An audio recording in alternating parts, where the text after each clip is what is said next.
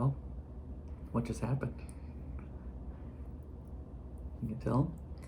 I finished the first draft of my very first novel. How you feeling? I really don't know what to do. Like, I have tears in my eyes because I have started other books, and I saw this phrase today. I didn't even tell you about it, but one of the young ladies I follow on social media, she had an interview with the news, and she was saying, like, I have been successful before, but it took a while to find success that aligned with me. And so I think that's the same thing with books. Like, I'm a writer and I can write a bunch of stories, but finding the book that aligned with me, that I actually wanted to write, not just that I could or should write. It's like, this is the book. That meaning. Yeah, like, it has meaning to me. I want to write it. It connected so many different pieces of me. Zora is a central theme, of course. It's a YA novel, and I work with children a lot, and children and women. And so it has like all of those elements in there. A little magic, you know. Mm-hmm. So how are you feeling? I am so proud of you. It has been so much work. I mean, you think about all these folks out there that are like, oh, writing a novel is so hard and everything. And then it's like, well, that's the only thing you're doing. It's a very, very hard thing to do.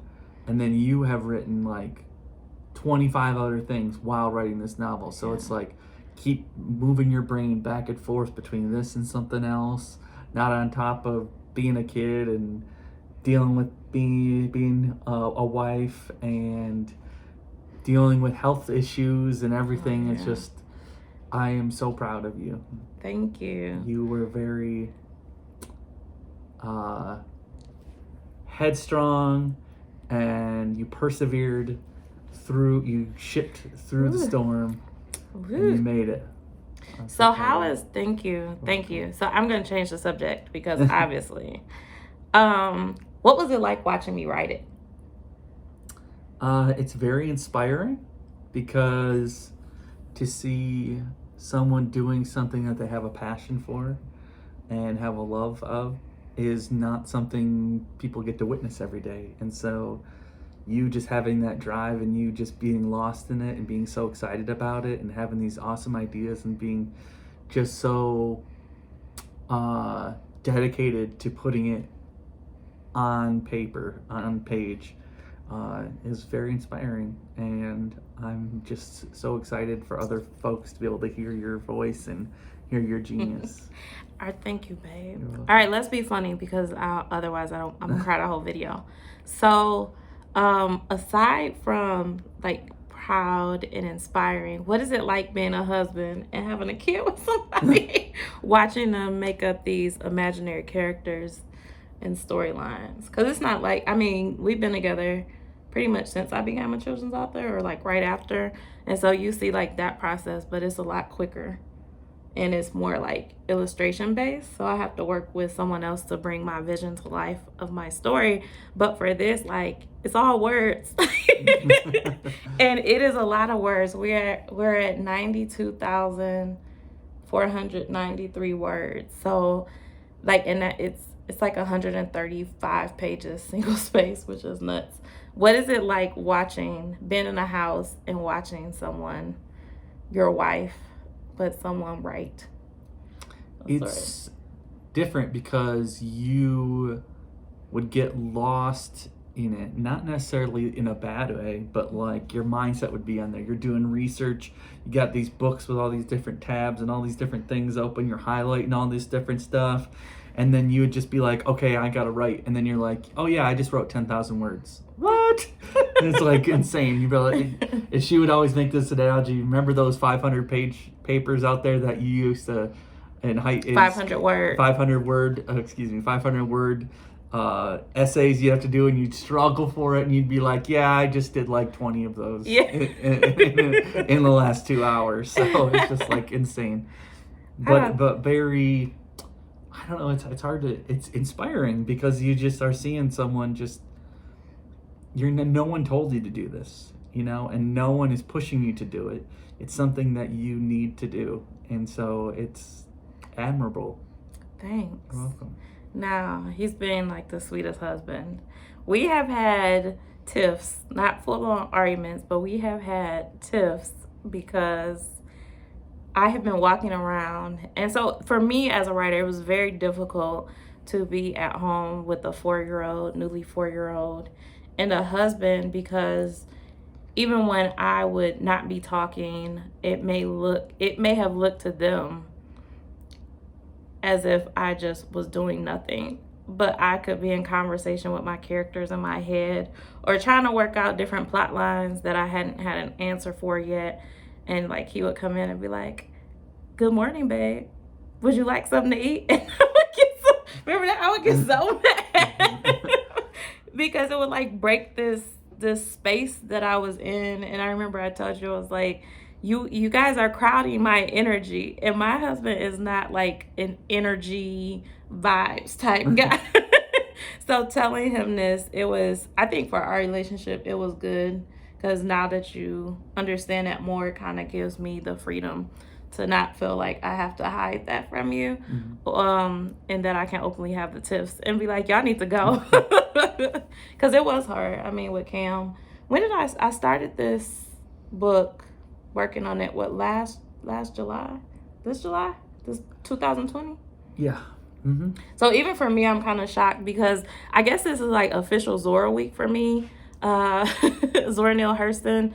I had a presentation on Monday, then yesterday on Tuesday, and then today I had to write 4,000 words to finish the book. I didn't have to, but I wanted. To me, that's how it is in my head. I'm like, oh, it's time. Like, I have to do this. I have to push myself to do this, because I think like even when you want to do something, it can be scary. Like, you spend so much time working toward a goal, but it's like, okay, well, what do you do when that goal is finished? Right. And like for me, I mean, I know I have to go back and read it and edit it. I started writing the book with a major plot point that's a driver in this book, an entire series for my main character. And I remember I was so nervous because I was like, I don't know exactly how this is going to pan out, like this thing. And if I don't get past it, I can't write the book. And so like a lot of times you think you have to have the whole book figured out or the whole story figured out before you write it. But for me, I was like, I'm just going to keep letting the characters talk to me. And so I got I was far, like toward the end of the book, and I'm like, I finally figured it out. Yeah, probably 3/4 of the way, I would think. Yeah, like 3/4, probably more than that. Yeah. And I figured it out, and the challenge of not going back to edit what I wrote or try to find every spot that I needed to make this sync up was challenging, because I'm like, oh, I know I need to fix this, but that is in not even my next step. That'll probably be in my third step. I need to go back and just read what I wrote, because writing it over 6-7 months, like that's a big thing. And like you said, I've been writing children's stories. Right. I wrote a 10,000 word story for my kindergarten client. Articles, poetry, and all different topics. But I think like the poetry and children's books, it's easy to go into those and get back out. But the kindergarten client, she is awesome. She actually reminds me of what I think Zora Neale Hurston would have been like as a little girl. And she is so awesome. And her name actually starts with a Z, so sometimes I want to call her Zora. But her book was the most challenging because it was 10,000 words. And so I had to really work into entering the world with her ideas and crafting these characters and her vision, which technically that's my first ghostwriting project. But I knew, like, I was like, okay, I have to finish hers before I can get back to mine, because once I get into my book, I'm going to need to get lost in it to even pick up where I'm at. And that's also hard because Walter Mosley, I read his book on, like, this is the year you write your novel or something like that. And he was saying, like, you should be working on it every day so that you're not away from it long and you don't forget what you wrote. However, like, I'm a mom and a wife, so that doesn't doesn't quite work. It didn't work like that for me. It didn't work like that for me. But that was one of the things you remarked on. Like, you couldn't believe I would talk to you about something, and then you read, what, 2 chapters of it? 2 chapters, like the 25, 24. And you were like, oh, yeah, we talked about that, like, last year. Like, how do you remember that? And I think that's how I know it's the book I meant to write and it's truly aligned, because those characters and storylines, like, they didn't go away. Right, yeah. They did not go away. And the consistency of those characters was there, so it wasn't like a search for it. Once you found it, it was found. Yeah, so I don't know, like, today I guess we celebrate. We're going to go and get it printed out so that in my red pen and my fancy binder, like a real she author, so I can start to read back through it, because I don't want to read through it on a computer, because then I'm going to have to fight myself on editing, and you can just control F to find different things, and I don't want to do that. So instead I'm going to read through it on paper, mark some stuff up, put notes in the margins, and then I'll be like in editing phase, which I anticipate is going to be brutal for me. Like, if you said, do you want to edit the book that you've already written, or would you like to start writing another book? I would pick starting to write another book. I'm a writer, I'm not an editor. And so that's going to be challenging and take a lot of discipline to do that. But hopefully I'm about to have a lot of time in the bed. Yeah, and you're going to have, I feel like you're going to find opportunities and be able to roll off some ideas that were newly developed from earlier, and I think it's going to be a cool experience for you, more than you think. Says the non-writer. Babe, what's the most words you've ever written? Oh gosh, I don't even know. Couldn't even tell you.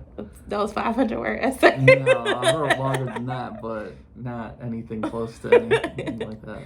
Yeah, he don't know. We probably about to get him some tips about this editing, because I think I need to figure out like a time period to just sit down and go through that.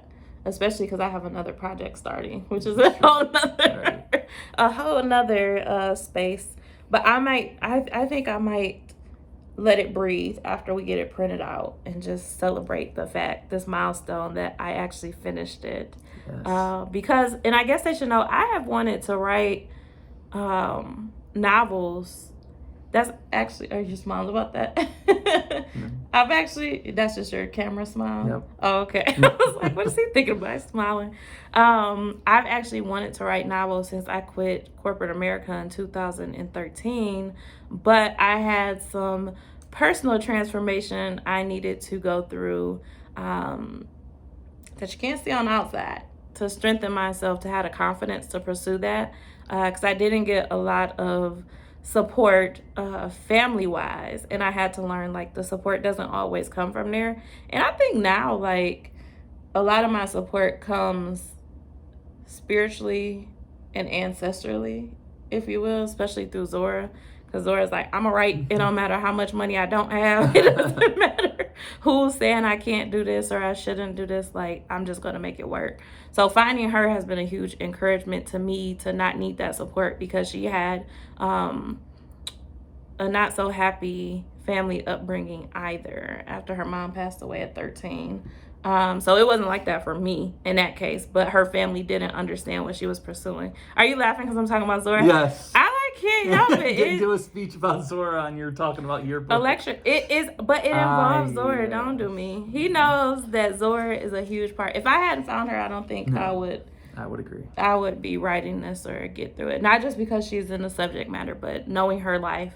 I think for me, for a long time, I fantasized about what being an author looked like. And it's like, oh, you could just be in sweats and sit down and write the story on your computer, on your phone, by hand, in a notebook.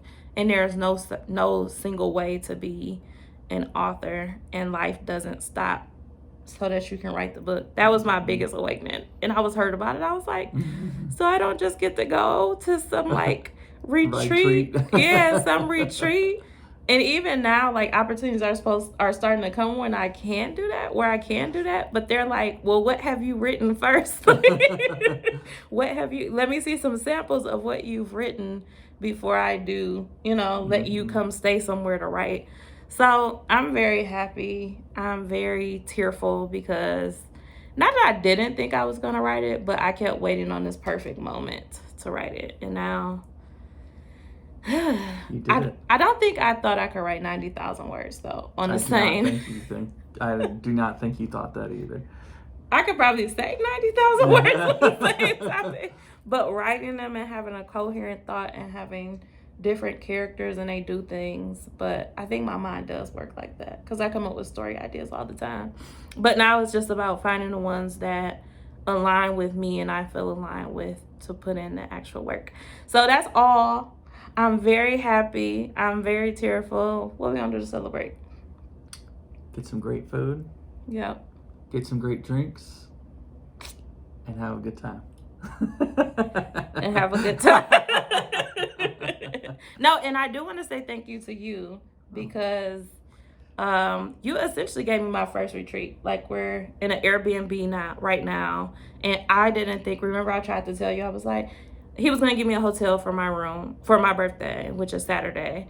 And I was like, no, it's okay. I don't need it. We just need to be at home. And the stars aligned. Grandparents took the 4-year-old, took Cam.